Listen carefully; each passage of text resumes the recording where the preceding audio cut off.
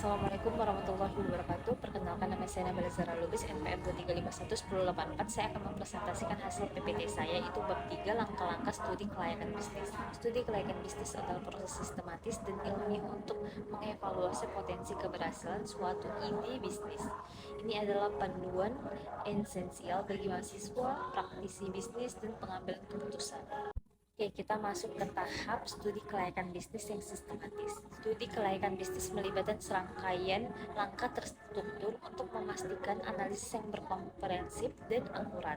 Satu, penemuan ide bisnis membutuhkan penelitian terorganisasi dan sumber daya yang memadai, mempertimbangkan kesesuaian dengan minat, kemampuan teknis, dan potensi keuntungan.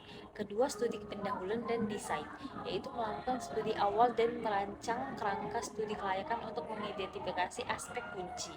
Ketiga, pengumpulan dan analisis data, mengumpulkan data relevan, mengolah, menganalisis, dan menginterpretasikan untuk mendapatkan pemahaman mendalam. Keempat, kesimpulan dan rekomendasi, menarik kesimpulan berdasarkan data yang dianalisis dan memberikan rekomendasi yang jelas.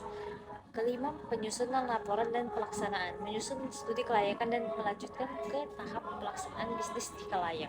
Lanjut, penemuan ide dan penelitian mendalam. Satu, penemuan ide, memberikan penelitian terorganisasi dan sumber daya memadai. Pemilihan ide harus mempertimbangkan satu, sesuai dengan kata hati dan passion.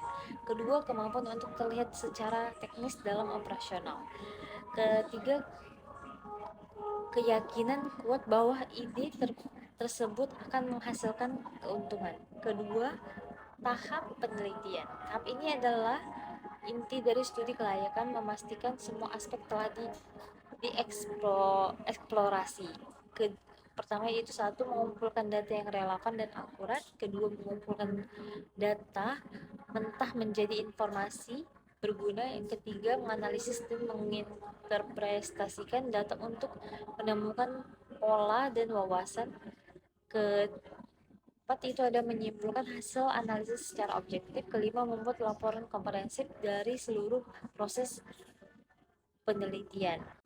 Selanjutnya itu ada 3 tahap evaluasi, membandingkan proyek dengan standar yang telah ditetapkan, mencakup evaluasi kelayakan ide proyek, evaluasi proyek setelah pembangunan. Ketiga, evaluasi bisnis setelah dioperasi penuh.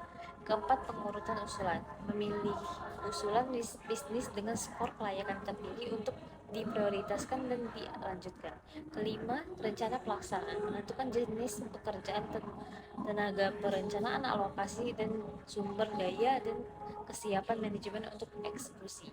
Keenam itu ada tahap pelaksanaan, manajemen proyek berjalan hingga operasional bisnis rutin dengan kajian dalam pada aspek keuangan, pemasaran, produksi, dan operasi.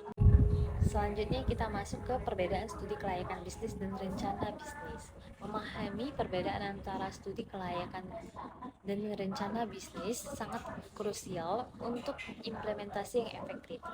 Studi kelayakan bisnis fokus pada data estimasi dan data eksternal. Kedua, diarahkan untuk pihak eksternal atau investor seperti bank, dan selanjutnya bertujuan untuk menilai kelayakan ide bisnis. Terakhir ada membutuhkan waktu yang lebih lama dan biaya yang lebih besar. Sedangkan rencana bisnis atau bisnis plan yaitu fokus pada data empiris dan data internal. Kedua itu diarahkan untuk pihak internal seperti manajemen atau tim. Ketiga, bertujuan untuk membuat rencana operasional bisnis. Terakhir ada membutuhkan waktu yang lebih cepat dan biaya yang lebih kecil. Sekian dari presentasi PPT saya. Wassalamualaikum warahmatullahi wabarakatuh. Terima kasih.